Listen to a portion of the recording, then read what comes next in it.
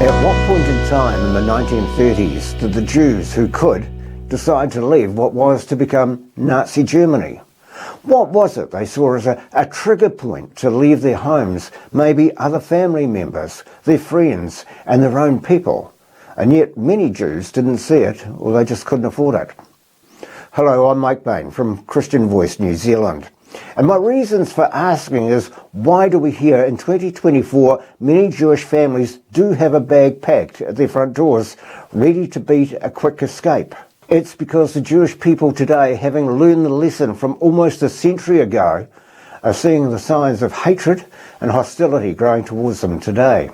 Since this fact was brought to my attention, I've pondered, what would it be like to see each day, see my suitcase, my packed suitcase at my door as I leave the house every day, knowing, positively knowing, without any uncertainty, I'll have to leave my home for one last time and carry that suitcase. Let me take a step aside and tell you why the Jewish people feel this way. In our current social and political paradigm, people tend to see things two-dimensionally. Usually it's to the left or to the right. Of course, as current trends bear witness to this is causing a great deal of social and political friction, which often spills over into violence. Sometimes this is agitated by nefarious forces who have a deeper agenda, and sometimes it occurs organically, aided by spiritual enemies who hate mankind, who hate the Jews, and who hates God. The latest trigger point for demonically inspired violence against Jews is the war that Israel is conducting against Hamas and Hezbollah. Aside from the spiritual paradigm with which Christians view and stand with Israel, most rational people, even unbelievers, would have a sense that sympathizing with Hamas right now is akin to endorsing the kidnap, torture, the rape, beheading and the murder of Jews. People who thought that the horrors of the Holocaust were long behind them have suddenly been shaken by a terrifying sense of foreboding as people the world over are calling for the annihilation of the Jews once again. Now, in the early stages of Hitler's plan to exterminate the Jews, perhaps ordinary people in far-off nations like here in New Zealand, we would have pleaded ignorance to the Jewish plight on the basis that the news, it just didn't reach us. However, this time around, the evidence of Jew hatred is there for all to see, since anti-Semites, they just can't resist posting their abhorrent material online. It must be said that it's vitally important for Christians right now to hold a biblical worldview.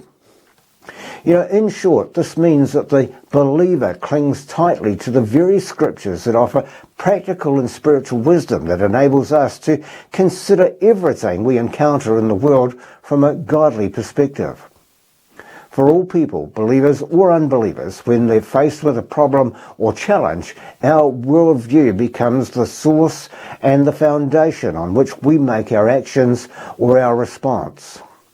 This means that whatever content we filter into our worldview will determine how we'll act, speak and think.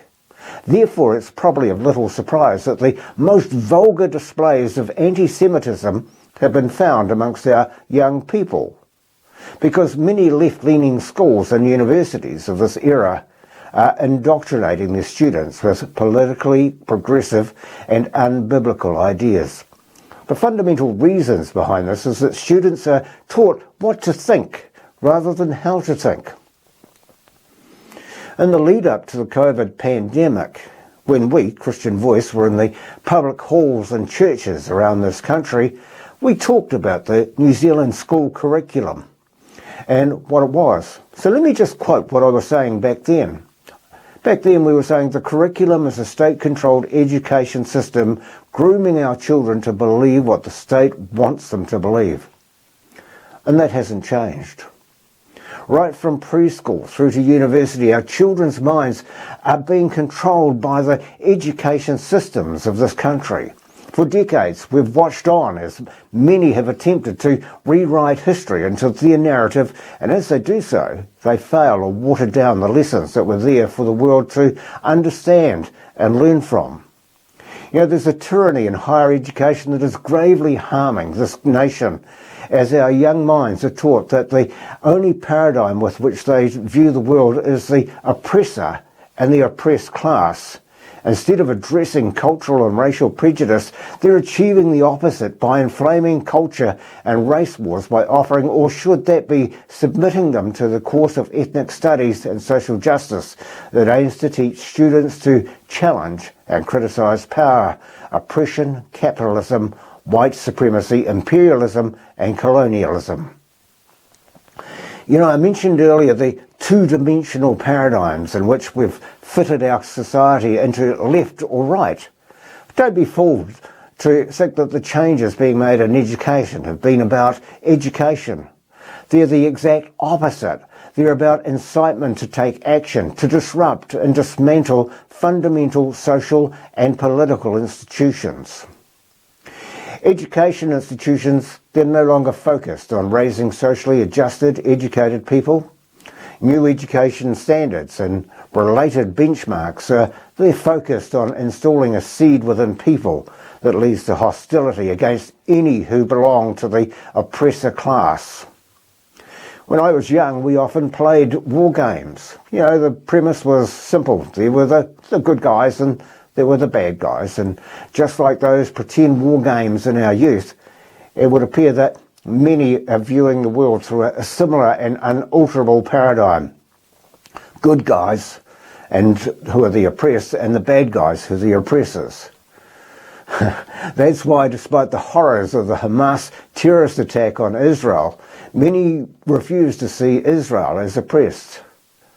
Long ago, it was determined by social justice crusaders that Israel would perpetually fall into the category of the oppressor, and because of the oppressed narrative, people assign themselves a moral license to identify and hate the oppressor, which is Israel, without disrupting their conscience. Antisemitism is an early indicator of the troubled culture, and if the terrorist attack by Hamas teaches us anything, it is that the Western nations are in deeper trouble than they first thought. Many claim that the virtue of free speech must be upheld, but free speech, which abuses this privilege to spew Jew hatred, must be denounced and condemned. Free speech of the kind that we're hearing throughout our nations, well, it's not the hallmark of a free and vibrant culture. It is the hallmark of a culture which is in great spiritual peril. Anti-Semitism is like the canary in the coal mine of democracy. It is a threat, a warning. The sign of anti-Semitism is rife, even here in New Zealand, and yet we don't recognise it. The hatred of Jews is obvious.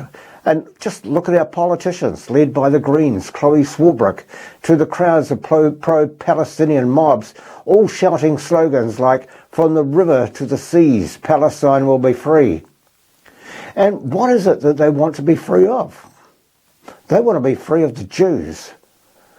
The world is rapidly changing. Even today I find my beliefs, everything I was taught now to be out of step with the culture of the world.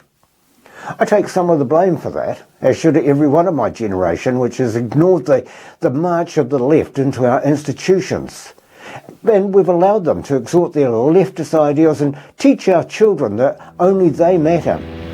It is our generation today who cower to the beat of a different drum. It is our generation who has stood by and allowed it to happen. So why is it that Jewish families have their bag packed at the door?